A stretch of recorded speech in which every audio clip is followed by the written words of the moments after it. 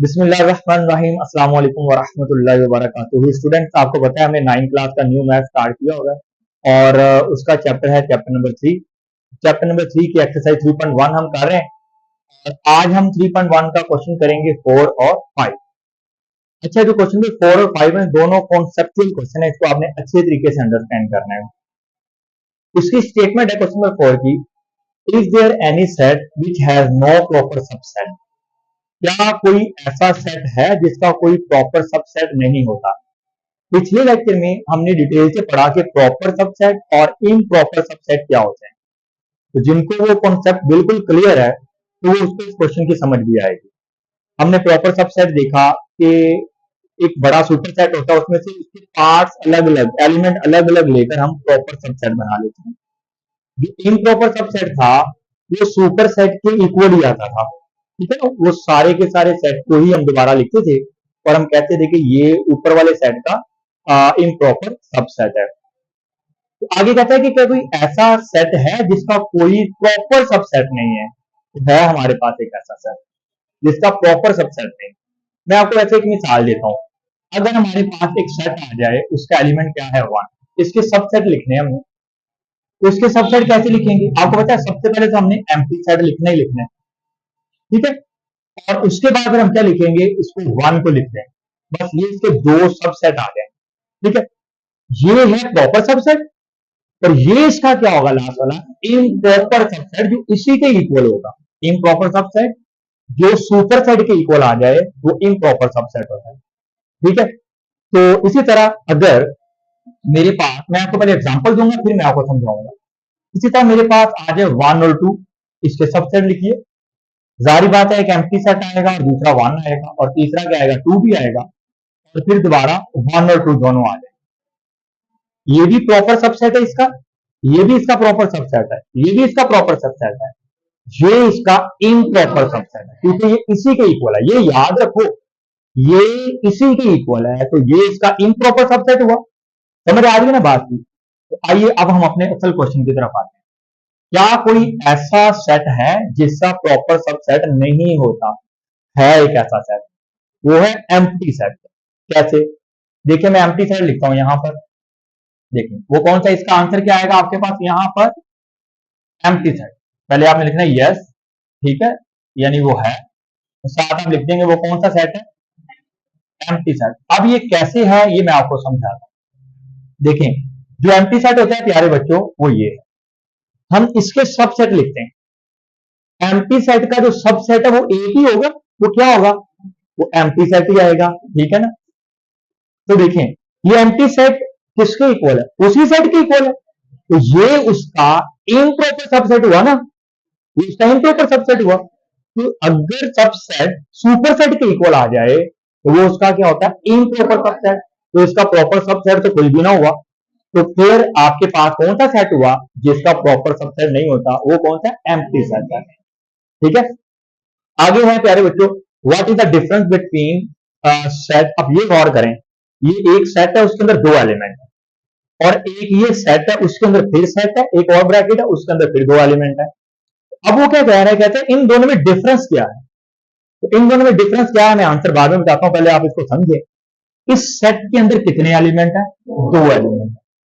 अब ये सेट है, ये देखेंगे इसके नीचे निशान लगा रहा हूं, ये एक सेट है, ठीक है, ये एक सेट है। इस सेट के अंदर एक और ब्रैकेट जो आई हुई है ना, आपने उसके अंदर एलिमेंट नहीं गिनना, आपने इस सेट के अंदर देखना है कितनी चीजें, एक ही चीज है, वो क्या है, एक और सेट है।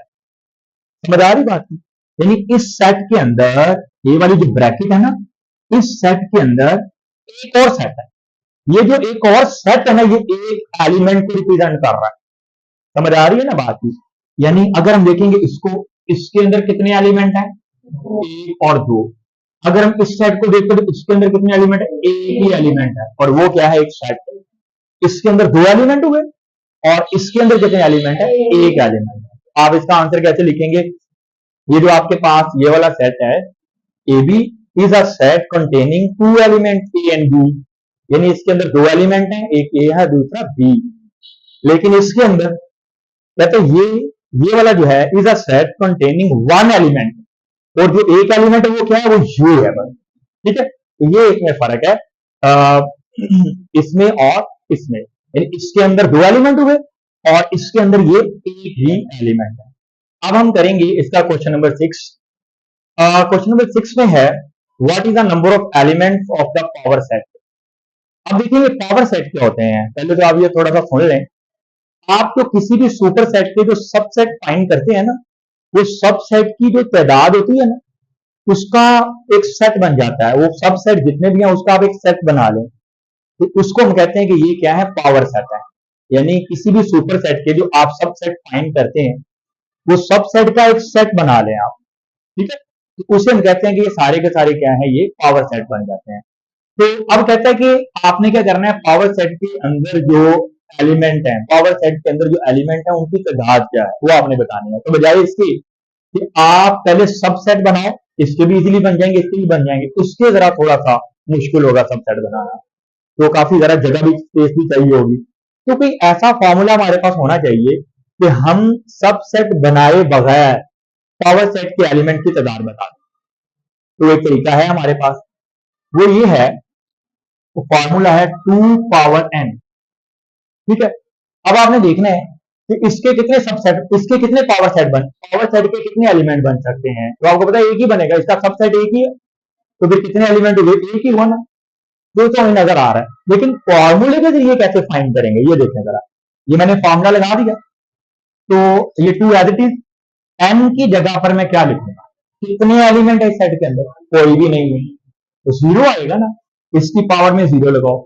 तो किसी भी चीज की पावर जब 0 होता है तो वो किसके इक्वल होगा, 1 के इक्वल होगा।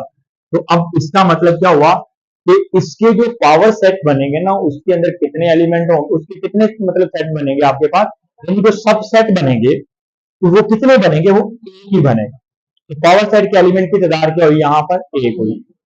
अब इधर आ जाए, इधर 3 बनेंगे, ठीक है, I think sorry, empty set 0 1, ये 4 बनेंगे यहाँ पर, पता ना आपको। इस तरह एक एम्प्टी सेट होगा, एक 0 होगा, एक 1 होगा और दूसरा क्या होगा, 0 1, 1 2 3 4। इनको ब्रैकेट में जो हम लिख देते हैं ना ऐसे, ये होते हैं पावर सेट। समझ आ रही बात, लेकिन आपने इस तरह नहीं लिखना, आपने इसकी तादाद फार्मूले के जरिए निकालनी। तो फार्मूला यहाँ पर क्या है, ये देखिएगा, 2 पावर है, तो उसके बाद हम क्या करेंगे, n की जगह पर क्या लिखेंगे, कितने एलिमेंट है इसके अंदर, 1 2 2 लिखेंगे, तो ये आपके पास आंसर क्या बनेगा, 2 पावर 2 इक्वल टू 4।